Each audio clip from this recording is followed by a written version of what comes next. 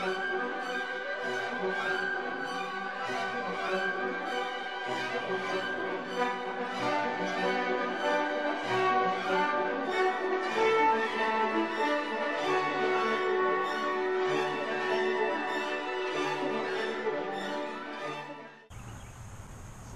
day, viewers. Walter here. We're going to talk a little bit today, maybe tell you a story or two.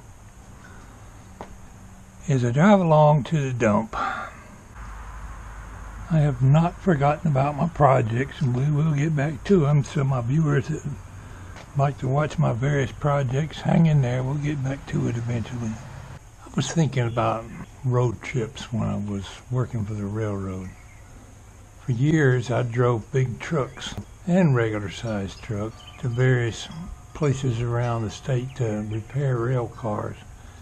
And in the process of doing so, I encountered some rather sometimes humorous, sometimes not so humorous events that are worthy of telling you about.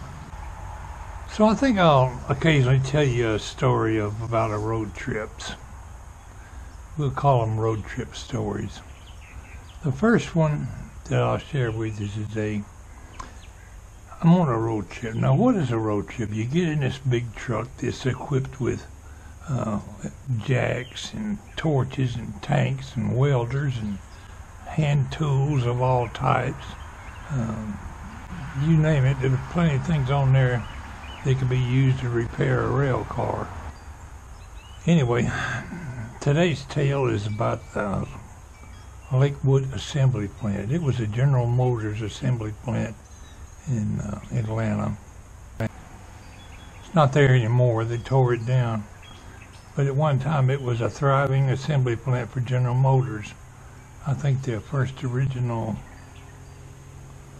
I don't know, it was there since the 20s. 20s or 30s or somewhere back there. So it told me one day to go over to the assembly plant and repair this car. Well, there was a problem with one of the boxcar doors, and you had to drive inside the assembly plant to get to it. So I drove up to the security guard gate, tell him where I need to go, and he said, okay, he sends me on in the building. Well, I didn't stop to think about the truck not fitting in the building. On the back of the truck was this big, huge boom, and it made the truck considerably tall in the back. A boom is like a little small fold-up crane. Knuckle boom is actually what it is. You knuckle up and down just like a big boom on a backhoe or something.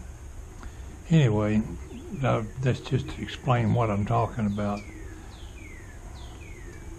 I proceed into the Lakewood I proceed into the assembly plant, driving down this aisleway that's actually inside the building, but it's not all that wide.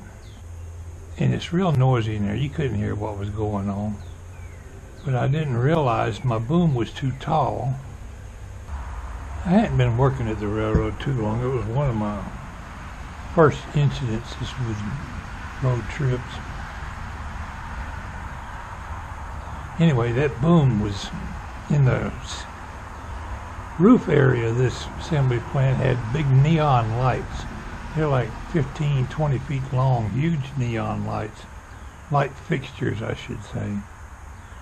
The boom was clipping these light fixtures and knocking them off. And I'm driving down through there about 5 miles an hour, not going real fast. But I didn't hear the noise of all them light fixtures falling off behind me because I was just watching where I was going, and it was very noisy in there. Finally somebody stopped me and said, hey fella, you're tearing all the lights down.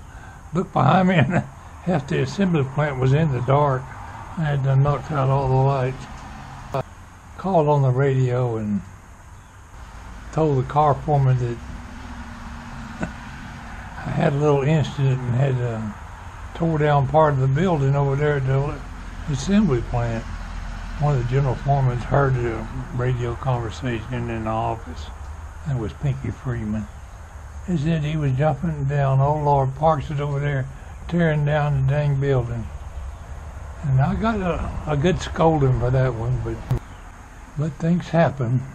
I could name a lot of instances, a lot of things on road trips that didn't quite go according to Hoyle. That's only one of many. A lot of them come to mind. I'll tell you one more. Went on a road trip with Charlie Baxter, and we put in 2 pair of wheels in a boxcar up in Rome, Georgia. Charlie's long gone now. He passed. I could write a book about stories about old Charlie. Anyway, we're out there putting these wheels on, and I'm swinging the boom around, trying to get lined up and pick up some trucks, and he's standing too close. I said, "Get back, Charlie, you're in the way." "Oh, that's okay, come on around." And I hit what I thought was turning to the left lever, and I actually turned to the right. And he was standing so close it knocked his eyeglasses off. Scared the devil out of me. I thought I hit him, but it just perfectly clipped his eyeglasses and knocked them off his face. I said, "Charlie, you got to get out of the way. I didn't mean to hit you. I'm sorry." Well, we went ahead and finished our trip, and it had rattled me so bad that when we got ready to leave, I folded up the boom and put it away. But I forgot to take the PTO out of gear inside the truck. A PTO engages the hydraulics and everything to the engine, and it operates off a shaft similar to the PTO on a tractor. That shaft was what turned the PTO, is what operated the hydraulic pumps and stuff for the boom. Well, I got in that truck, put it in gear, and we started through the city of Rome. I'm doing about 35 miles an hour, and had not looked down there to see that PTO was still pulled out. There's a warning light to tell you it was on, but I hadn't noticed it. We was in a hurry to go. It was getting all close to dark, and I hear this loud clump, thump, and it started bumping, boom, boom, boom, boom, and I looked down and realized that PTO was on, and I done tore it up. "What are we going to do, Charlie?" "Oh, I'll take care of this," he said.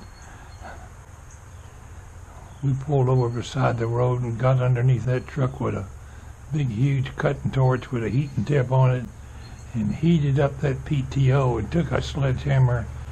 It's a square shaft, probably about 1.5 inches in diameter.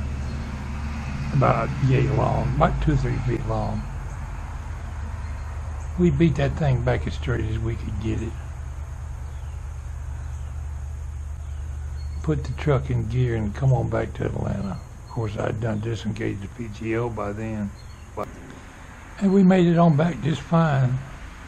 But we didn't tell nobody about it, and the next person that went out on a road trip couldn't figure out why the PTO tore up.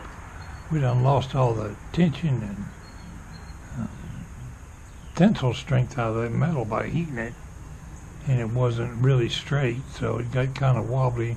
I think they probably used that boom about 5 or 10 minutes before it bent and tore all the heck with them, and they were stranded out there for a half a day. We never did tell them we was the one that heated that thing up and beat it back straight. Sometimes you had to do what you had to do to keep yourself out of trouble. Those are not real exciting road trip stories, but they're things that actually happened, so I'll share them with you. I got plenty more stories I could tell you about road trips if you're interested. That's going to conclude my vlog for today. Appreciate you tuning in, my friends.